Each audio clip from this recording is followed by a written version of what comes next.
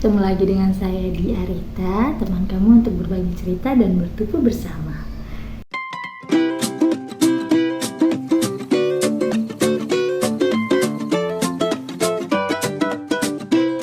Jadi aku ini pengen cerita tentang pengalaman aku ketika pertama kali bertemu dengan anak-anak berkebutuhan khusus.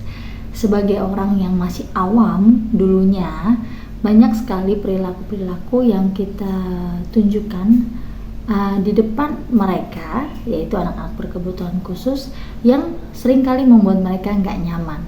Contohnya adalah sering memandangi mereka dengan waktu yang cukup lama, ya kan? Pasti pernah ngalamin. Mungkin ada rasa penasaran di dalam hati kita. Kita pengen tahu gimana cara mendekatinya, tapi tanpa sadar pandangan kita ke dia itu kadang pandangannya seperti pandangan ngejudge, atau misalnya kita ngamatin kok perilakunya kayak gitu ya gitu. Jadi ada pandangan yang nggak netral dan kita menatapnya itu dalam cukup waktu lama gitu, bisa sampai lebih dari 5 detik sampai 10 detik. Nah itu seringkali membuat mereka merasa tidak nyaman. Nah aku pengen berbagi pengalaman dalam hal itu. Jadi ketika aku pertama kali mengajar, banyak sekali hal-hal yang harus kita pelajari ketika memang pada waktunya nanti kita memang harus berhadapan dengan anak-anak berkebutuhan khusus. Langkah pertama yang bisa kita lakukan adalah kita mencoba untuk menyamakan frekuensi dulu dengan mereka. Artinya menyamakan frekuensi ini seperti ini. Ada tahapan pendekatan kepada mereka yang kita lakukan secara bertahap, pelan-pelan, dan gak bisa langsung. Jadi pada saat pertama kita mungkin bisa lebih ke observasi bagaimana lingkungannya. Misalnya apakah anak tersebut dalam kondisi yang nyaman, apakah dia bersama dengan orang di sekitarnya yang memang bisa membuat dia nyaman atau aman. Contohnya ada orang tuanya atau ada pengasuhnya gitu ya. Lalu yang kedua, kalau kita lihat dia dalam kondisi yang aman, kita coba mendekati perlahan-lahan. Misalnya kita berdiri di dekatnya tapi nggak tiba-tiba langsung nepuk pundaknya, atau misalnya kita tatap langsung matanya, nggak gitu. Kita coba lihat, amati apa yang dia amati, kita coba lihat, pandangi apa yang sedang dia pandangi gitu. Dan kita sambil cari tahu apa nih yang membuat dia tertarik kayak gitu. Nah setelah itu kita bisa melakukan pendekatan tapi tidak langsung merasa dekat atau akrab, karena kan bagi anak berkebutuhan khusus memang ada kesulitan dalam hal sosialisasi sehingga mereka merasa hipersensitif ya. Artinya mungkin sentuhan yang kita anggap biasa tapi bagi mereka tuh sudah cukup mengganggu dan membuat mereka merasa tidak nyaman. Makanya ketika kita melakukan pendekatan, cari sesuatu yang membuat mereka tertarik dulu. Kalau orangnya sudah bisa berbicara atau berkomunikasi, kita bisa mengomentari apa yang sedang ia lihat. Misalnya, bolanya bagus ya gitu.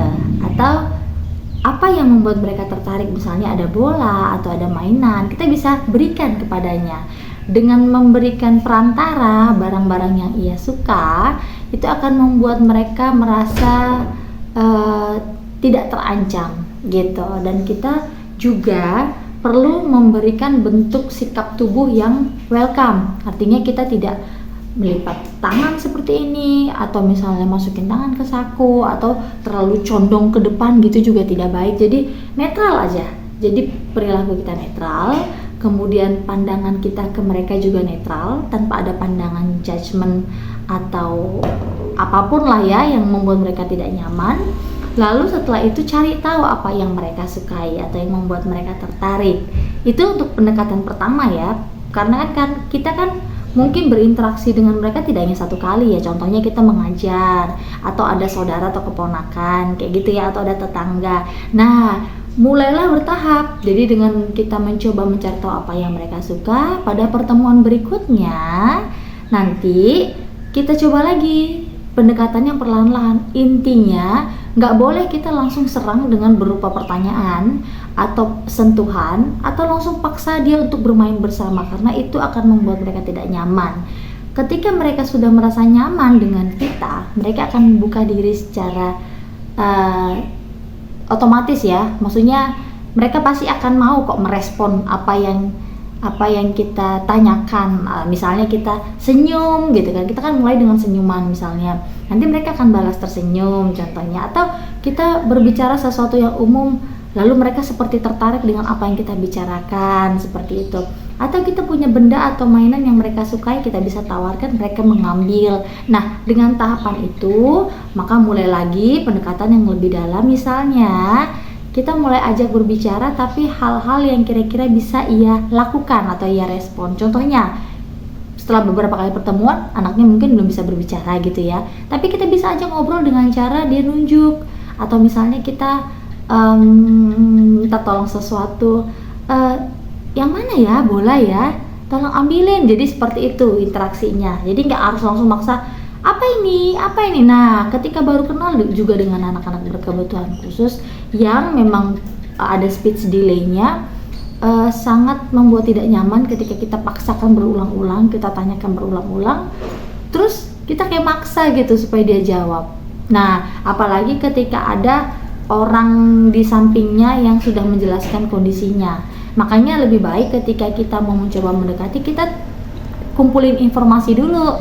Gimana anaknya, umur berapa, kemudian udah bisa ngobrol, udah bisa ngomong, kayak gitu. Jadi kita mulai pendekatannya mungkin ke orang yang ada di samping dia, yang membuat dia nyaman. Jadi nggak serta-merta langsung anaknya yang kita serang, kayak gitu. Dan kalau untuk anak-anak yang lebih dewasa, biasanya anaknya pilih-pilih juga sih. Jadi pengalaman aku waktu handle anak yang udah usia 14-15 tahun, kita coba sebagai teman.